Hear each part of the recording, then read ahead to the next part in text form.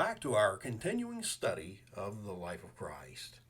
Hello, I'm Jonathan Bennett, Associate Minister with the Central Church of Christ, located at 90 Waverly Court, Martinsburg, West Virginia. Encourage everyone to visit the congregation's website, ccocwv.org, to learn more about the congregation meeting here in Martinsburg. In our lesson for this session, it's lesson number 66 in the study of the life of Christ. Later Judean Ministry, Part 2. And this lesson is going to be Jesus and Two Meals. Coming from the biblical text, Luke chapter 10, verses 38 to 42, and Luke chapter 11, verses 37 to 54. And if you're following along in the Truth for Today commentaries, who has produced this series of lessons and has been gracious enough to allow us to use their material to produce these lessons, I'm going to be reading the Life of Christ commentaries. And this is coming from the Life of Christ, Volume 2, pages 75, 76, pages 85 to 88. If you were inviting Jesus over for supper, what would you ask him? What would you do? Remember, in this scenario, you're the host. In this lesson, we're going to discuss two separate meals that Jesus attended and what happened on those occasions. Do you want to make everyone aware that this lesson is going to be difficult and will require some amount of critical thinking and thought above what we typically see in our studies? Let's go back, if you will. Turn in your Bibles to Luke chapter 10, if you're able to turn there. And we're going to begin reading at verse 38. Luke records, "Now it happened as they went that Jesus entered a certain village, and a certain woman named Martha welcomed him into her house. She had a sister called Mary, who also sat at Jesus' feet and heard his word. But Martha was distracted with much serving. And she approached Jesus and said, 'Lord, do you not care that my sister has left me to serve alone? Therefore tell her to help me.' Jesus answered and said to her, 'Martha, Martha, you are worried and troubled about many things. But one thing is needed, and Mary has chosen that good part, which will not be taken away.'" So when we look at this here, beginning in Luke chapter 10, beginning in that 38th verse, we see that Jesus is at Bethany. He's in the home of three of his friends, Martha, Mary, and Lazarus. Luke does not tell us where Jesus is, but John does over in John chapter 11 and verse 1. There John tells us that Mary and Martha lived in Bethany. Now, if you're not familiar with biblical lands, or if you are, just picture this. Bethany was approximately 2 miles southeast of Jerusalem on the eastern slope of the Mount of Olives. So we set the stage of where Jesus is now. And now we see that the ladies who are involved, there are Martha, who has invited Jesus into her home, as we see here in verse 38. Based on the text, it appears that she's the oldest in the family. We also have her sister Mary here with her, and Mary's not helping Martha with this feast that's being prepared and presented before Jesus to have a physical meal. Mary is sitting at the feet of Jesus and just listening. So if you will, put this into, give a mental picture here. We get the mental picture of what's happening here. Jesus is there. Dinner's being prepared, and they're going to be serving it. And Mary sits down at Jesus' feet and begins listening to what he's teaching. Martha, being the good hostess, is continuing to work and to prepare and to set the table, if you will. And she comes over and she looks at Jesus in verse 40 and complains to Jesus about Mary not helping her.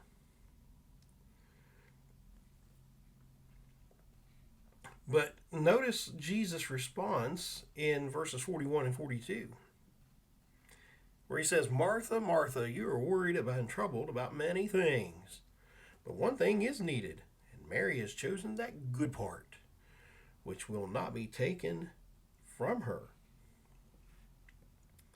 What can we learn from this response that Jesus just gave to Martha? Well, one of the lessons we can learn is even though there are many good things that need to be done, there is one essential point that is vitally important in this life, and that is taking care of our eternal soul. Sometimes we have to prioritize between things that are good and things that are the best. And sometimes this can be a very difficult thing to do on differentiating what priority to put things in. Think about family life, work, school, extracurricular activities, hobbies. We sometimes get caught up with these things. But regardless of what's going on, regardless of how overwhelmed no matter how overwhelmed you feel, or things appear to be, the overwhelming things seem to be, never ever forget, only one thing is necessary. And that is ensuring that your eternal soul is ready to meet your God. And that's what Jesus is saying to Martha here when he says, one thing is needed, and Mary has chosen that good part, which will not be taken away from her. You can do a lot of things. You can take a lot of things away from a lot of people. What she's learning and what she's committing to memory and committing to implementing it as part of her daily life, that can't be taken from her. And we need to remember that ourselves. Many times we get so caught up with things in this life that just really don't know what to do at times. But when we put God at the top, make him the priority, everything else is going to begin to fall into place. Keep the Lord in his place where he rightfully belongs.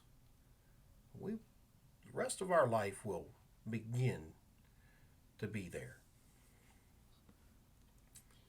Now, let's go over to the next passage. That's Luke chapter 11, verses 37 to 54.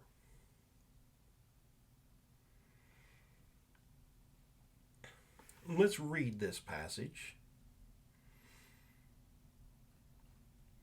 Luke begins recording there in what we know as verse 37 of that 11th chapter. He says, and as Jesus spoke, a certain Pharisee asked him to dine with him. So Jesus went in and sat down to eat. When the Pharisee saw it, he marveled that Jesus had not first washed before dinner. Then the Lord said to him, now you Pharisees make the outside of the cup and dish clean, but your inward part is full of greed and wickedness. Foolish ones! Did not he who made the outside make the inside also? Rather give alms of such things as you have, and then indeed all things are clean to you. But woe to you, Pharisees! For you tithe mint and rue and all manner of herbs, and pass by justice and the love of God. These you ought to have done, without leaving the others undone. Woe to you, Pharisees! For you love the best seats in the synagogues, and greetings in the marketplaces. Woe to you, scribes and Pharisees, hypocrites! For you are like graves which are not seen, and the men who walk over them are not aware of them. Then one of the lawyers answered and said to him, Teacher, by saying these things you reproach us also. And Jesus said, Woe to you also, lawyers, for you load men with burdens hard to bear, and you yourselves do not touch the burdens with one of your fingers. Woe to you, for you build the tombs of the prophets, and your fathers killed them.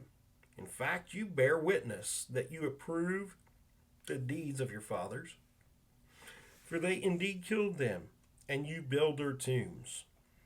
Therefore, the wisdom of God also said, I will send them prophets and apostles, and some of them they will kill and persecute, that the blood of all the prophets which was shed from the foundation of the world may be required of this generation, from the blood of Abel to the blood of Zechariah, who perished between the altar and the temple. Yes, I say to you, it shall be required of this generation. Woe to you, lawyers, for you have taken away the key of knowledge. You did not enter in yourselves, and those who were entering in you hindered. And he said these things to them. The scribes and the Pharisees began to assail him vehemently, and to cross-examine him about many things, lying in wait for him, seeking to catch him in something he might say, that they may accuse him. As we see here, a Pharisee had asked the Lord to have lunch with him there in verse 37, Luke chapter 11. Even though the Pharisees were out to get the Lord, not all Pharisees had made up their minds concerning him.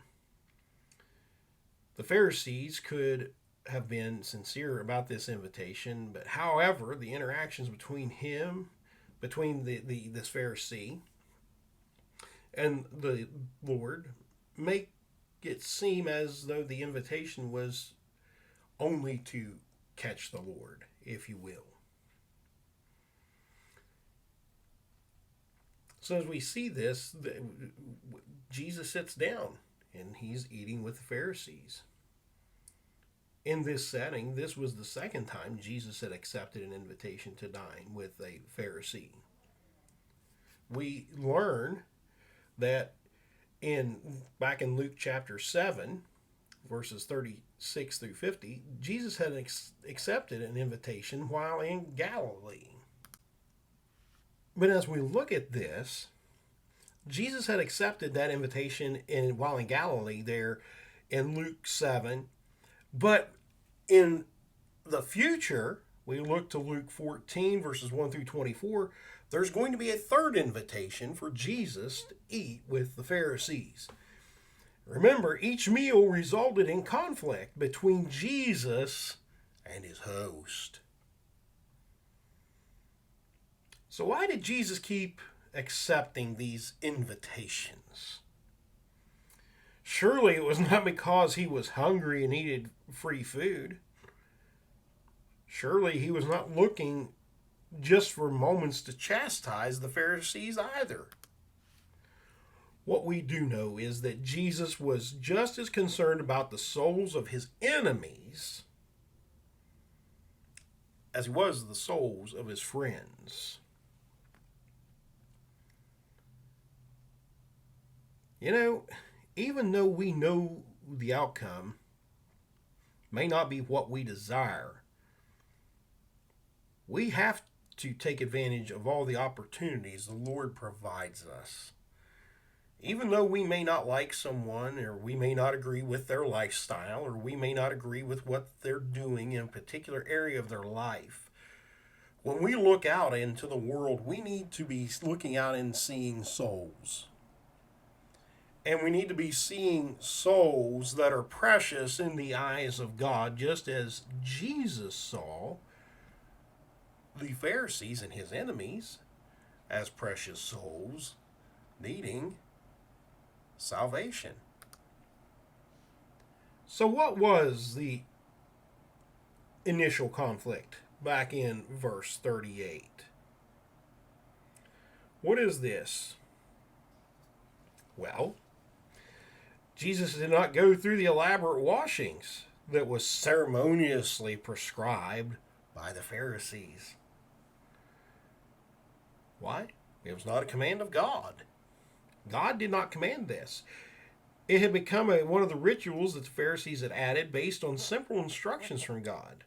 You can see previous lessons that we've been through for more details on that.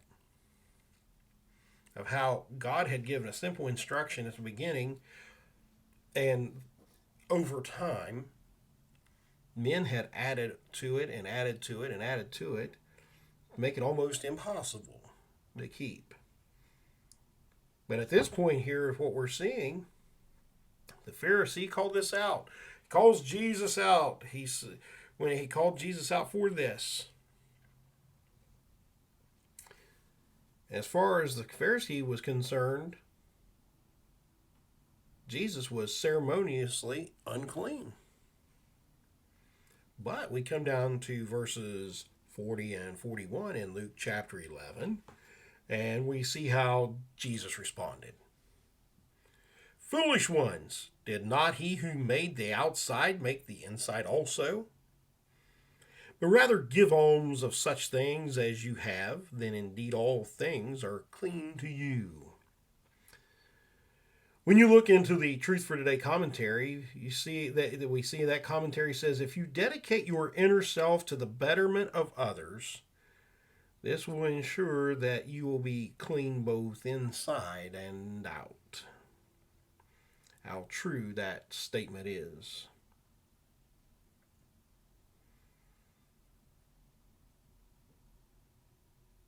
If we are looking at using our inner self, that is from the heart, wanting to help better others. And that's just not better than physically, better than spiritually also. Teach them the good news of Jesus Christ, the gospel, if possible. Let them know that there's something far greater awaiting them than just the temporal things that we have in this life. But moving on in this passage, we see that Jesus bestowed woes upon the Pharisees and lawyers. Verses 42 to 52. Now here we see there are several woes that will be expounded upon later when we get into and cover Matthew chapter 23. But one that we want to focus on in this lesson is this. It's in Luke 11:52.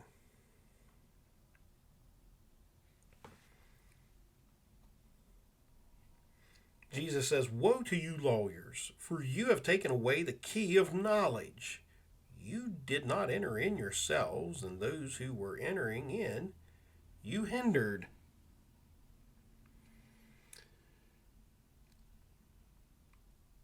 What is the key of knowledge? And what was Jesus trying to stress here? Well, the key of knowledge was the Old Testament.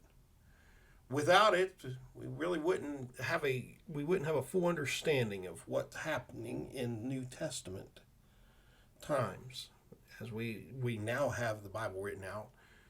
And even at that point, those who did not know the Old Testament would not have understood what was going on. So Jesus is pointing out that the key of knowledge, he's pointing out here, he's inferring that it's the Old Testament. The correct interpretations of the Old Testament was the key to understanding the Messiah, that is Jesus Christ and his kingdom. The experts in the law had negated that that key by supposing that the kingdom would be physical, thus hindering not only themselves, but their students as well. And we still see that there are many people in the world, specifically in the religious realm, still looking for a physical kingdom. And Jesus never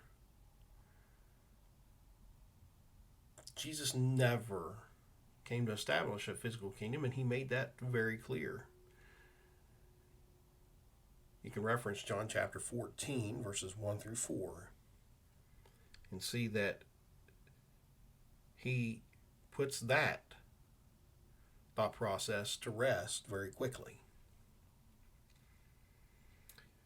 As you can imagine, after this interaction here in Luke chapter 11, the hatred that the Pharisees held toward Jesus only intensified. And we see that in verses 53 and 54, where Luke records, "And as Jesus said these things to them, the scribes and the Pharisees began to assail him vehemently and to cross-examine him about many things, lying in wait for him, and seeking to catch him in something that he might say, that they may accuse him."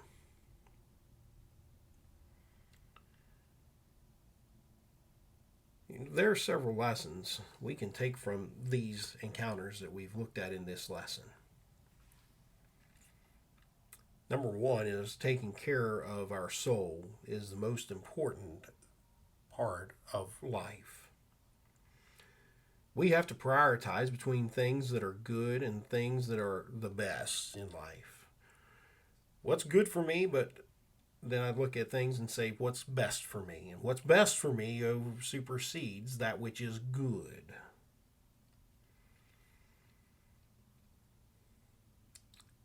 When we feel overwhelmed,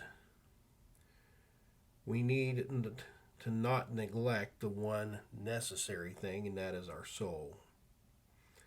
We need to be taking advantage of every opportunity that we're given, even if we know the outcome, so to speak, will not be what we want it to be.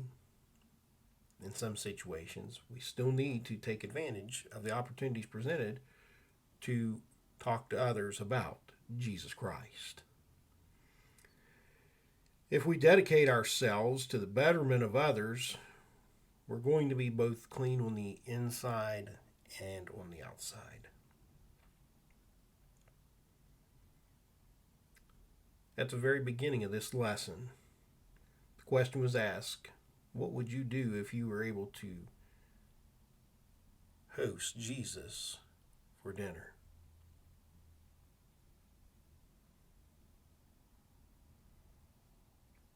Well, for New Testament Christians, we have that opportunity every first day of the week when we partake of the unleavened bread and the fruit of the vine, representing his body, which was nailed to Calvary's tree, and his lifeblood that was shed so that you and I can have the forgiveness of our sins.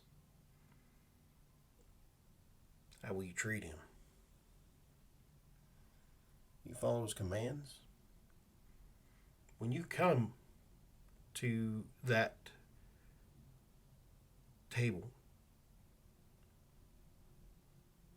and surround it with him, is your heart in the right place? The way that Paul describes it ought to be in 1 Corinthians chapter 11, beginning in verse 26.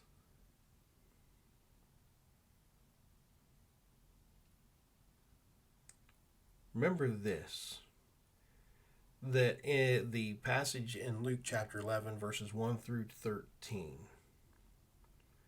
that Jesus teaches his disciples how to pray. And that will be covered in the next lesson. The section after that, verses in Luke chapter 11, verses 14 to 36, that's been covered in previous lessons. It may seem like we're jumping around, but Luke's writing did not necessarily follow chronological events as they took place. letting everyone know where we're at and where we're going to be. Remember,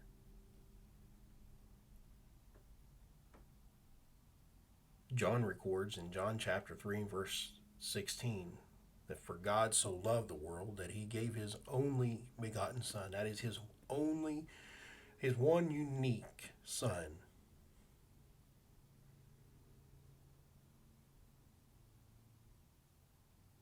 To come and to die for us.